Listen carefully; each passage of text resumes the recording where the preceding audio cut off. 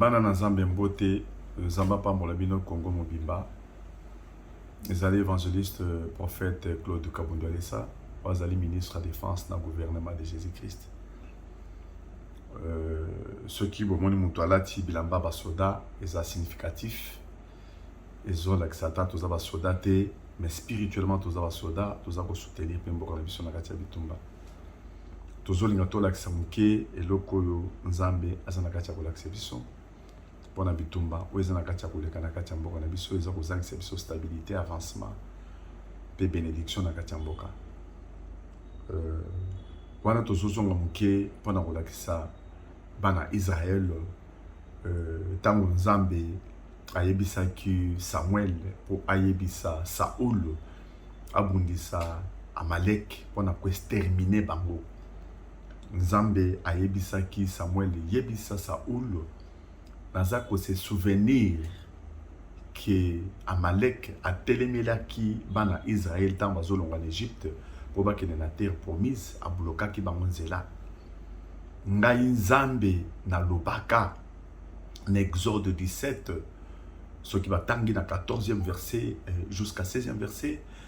bokomone ke Nzambe alobi ke bitumba na ngai alobi la guerre de l'Éternel contre Amalek sera de génération en génération. Donc Nzambe alobi bitumba ezali bitumba na ye pour Israël ezali mboka na ye za bana na ye. Nzambe a déclaré guerre. Or que Josué alonga ki bitumba Moïse azalaki likolo ya ngomba atie maboko likolo bitumba balonga ki yango. Malgré que balonga ki bitumba basali pe hôtel apesa ngope kombo l'Éternel ma bannière et pas Moïse. Mais Nzambe asepela ki penza te alobi bitumbo yokosilaka jamais. Il faut na exterminer kaka Amalek oyo po aza ko bloquer Israël akene na terre promise. Bana ya Nzambe wana eza bitumba ya Nzambe ye moko azo déclarer pour abunda. Eye ko salema ke tango ba yeko pona mokozi liboso Saoul, Nzambe ayebisi Samuel comme prophète, ayebisi ye ke yebisa Saoul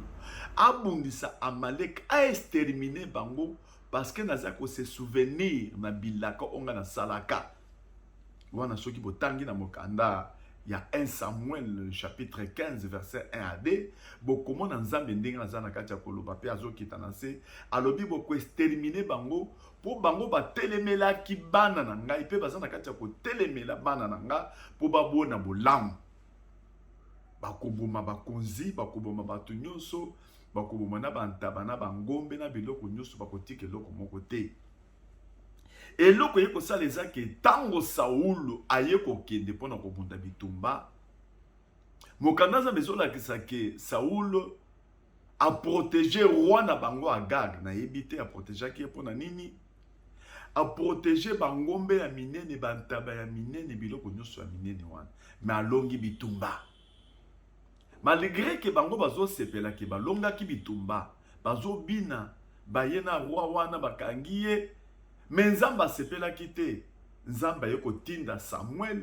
pona koyebisa Saoul ke Nzambe a rejeté yo malgré kozo sepela kolongi bitumba mais eloko yo sali pona kozo ba infiltré na banyama na bango Nzambe aza ko modire na banyama na bango na roi Gag pona nini yo zu bango ke kokotisa bango siko na kati ya mboka lokolo sali les paroles te na rejeté yo bandeke nde ko rejeté oyo ba rejeta ki Saoul kaka na likambo wana. Donc message moko wana nde Nzambe yebisinga ke kabundi nazo yebisa yo ke ba ennemi na mboka na biso bazo bundisa mboka na biso eloko nini babanda ko sala tango bazo bunda na mboka na biso et tango bazo bunda babanda ki ko sala de paso ke ba distraire ba konzi na biso ba kende na niveau ya négociation et tango bango bazo sala négociation bazo tika ba Agag bazo zo bantaba ya minene bangomba ya minene cela veut dire bazo sala mixage bazo zo batu ya bamboka misusu wana o bazo bundisa bazo tia bango na kati ya ba poste minene tina kati ya ba soda ya mundi ya faiblissa kimboka distraction ou bien erreur oyo ba konzina biso akala basalaki pona kosala mixage pona kosala kokosa ba infiltrer kokotisa bango na kati ya bamboka na biso yango nde nzambe arejetaki bango base yango wana nzambe arejetaki bango et malgré que baye kosutuka après mais basi basala eloko wana yango nde nzambe mpe asili kaka na makambo nyonso wana eleka nde nzambe aye korevele ngai ke kabundi pesa message pa mokonzi mboka bakamata mboka bapesa nga mboka ngai moko na bunda bitumba ezala ya ngai moko nzambe. La guerre de l'Éternel contre Amalek nzambe alobi bitumba eza bitumba na ye nde esalaki ke mokonzi mboka pe akamati mboka apesi yango na nzambe donc bitumba biso tokobunda pour le moment ezali biso te tokokobunda tozali wana nzambe abundaka kaka na kati ya bato me bitumba eza ya nzambe. Nzambe aza na kati ya koyebisa ngai ke yebisa bana nzambe nyonso ba peuple nyonso ya Congo parce que bitumba wana bakendeki nango Saoul azalaki wana basoda bazalaki wana bato bazalaki plus de 210 000 personnes o bakendeki pona kobunda nzambe alobaki baluka bato makasi bakende koluka bitumba o bakendeki kobunda bitumba bazaki bato ebele biso nyonso na minute oyo nzambe azoloba boye tokoki kosepela pona victoire ata tozwi victoire c'est normal mais tosepela pour nzambe azoluka bitumba esila cela veut dire qu'exterminer bitumba esila une fois pour toutes parce que soki tolongi tokosala kaka répétition ya bamosusu basalaka la bitumba kozonga bakoya koloba peut-être que bayokana bamasolo ekoki kosalema bato bakoki kosolola eza mabe te mais kosala mixage nde mabe koinfiltre bato nde mabe wana ekoki kosalema te nzambe akosepela te akorejete na biso na mokonzi na biso yango nde nzambe azoyebisa biso na mokonzi na biso et que c'est le moment pour le moment nzambe aza na nsima na biso biso nyonso tomisimba tobunda bitumba po tolonga yango. Malgré que bitumba wana esilaka te David alonga abundaka bitumba wana nzamba ye kosilisa bitumba wana Esther na Mardoché et nazolinga na yebisa bino ke Aman azalaki descendant pour soki otangi okomona ke Aman fils d'Agag azalaki descendant ya Agag wana bakangaka na Saoul wana bazalaki ba malécite. Donc, lokola nzamba banda ko landela bango nda ye ko telemisa sikoyo Esther na Mardoché na peuple mobimba ba négociaki na Aman te malgré Aman azaki na état de faiblesse banda ko loka négociation ba négociaki na yete ba exterminaki bango soki botangi Bible wana tina suka bokomona ke bakendeki na bana na bango na bango mena biloko na bango nyoso ba exterminaki bango. Donc pour le moment Esther on nzamba zo compter ezali mokozi na biso nzamba télémission Mardoché ezali pe biso lokola toza ba serviteur rebelle otozo sambela pona kopesa pe message peuple pe ezali na kati ya sima bato ba s'organisaki basalaki ba prière bakoti ba jeûne basali ba prière tout le monde basalaki déterminé de façon que ba renverser Amalek et ba renverser Amalek. Et pour le moment, tout ça déterminé. Tokoye bisa mokonzi na biso, tokoye bisa biso moko ba congolais, tokoye bisa pe ba église na biso, to sangana toko mekelo eloko moko. C'est le moment, c'est le début de commencement pour l'avancement et stabilité pe ya kumboka na biso. Bonza basana kati ya ko regretter bambula na bambula, amelesi wana, Amalek wana, ba telemi kaka wana bambula baza ko changer ba stratégie, ba changer boy. Native pour le moment. Ezala ba mindele ka bwidi confusion kokote la bango. Division kokote la bango pona problème à Congo oyo.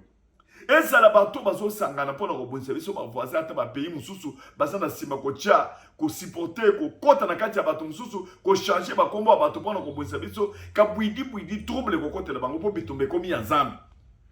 Nzamba kopesa biso elonga c'est le moment nzamba zolinga pambola biso tozwa pe début ya commencement tozwa pe stabilité na kati ya mboka na biso tozonga lisusu te pona kokosa ba infiltrer bakota na kati ya armée bakota na kati ya mboka na biso et ko salema jamais nzamba za na kati na biso yango nde to lati pe bilamba ba soda tozo sambela tozo fanda butumo tozo sambela nzambe pasa na kati ya ko révéler ezalaki pamba te pour nzamba ke ndokolobake boka matamboka boyebisa mokonzi mboka ka matamboka pesanga lelo ba résultat yango wana pour nzambe ye moko ndaza na kati ya kobunda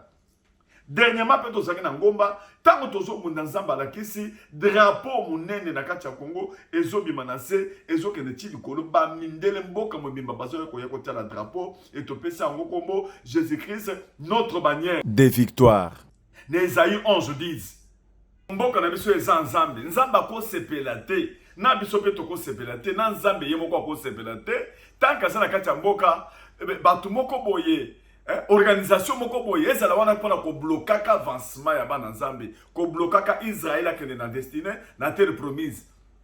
Donc ko zo ba biloko na biso bango baza ko se réjouir na yango biso tozola la nzala situation difficile ba budget ya mike OK budget ko ya ta fois 1000 na budget biso toza nango par rapport à l'économie toza nango. En tout cas c'est le début de commencement pour le moment. Na yebi ke toza to sambelaka vie éternelle ezali na lola mais vie éternelle il faut bandana mabele est-ce que tozali est-ce que nzamba pesi biso mabele est-ce que tozo sambela ata to sambel spirituellement na kati église mais tant tozo bima libanda ba réalité ba nzala ba difficulté zo zela biso ba chômage zo zela biso ata to sambeli ndenge nini yango il faut to sambela pona mboka est-ce que tozali pona bénédiction wana et ko sepele sapé biso ko sepele sapé église nzamba pambola bino.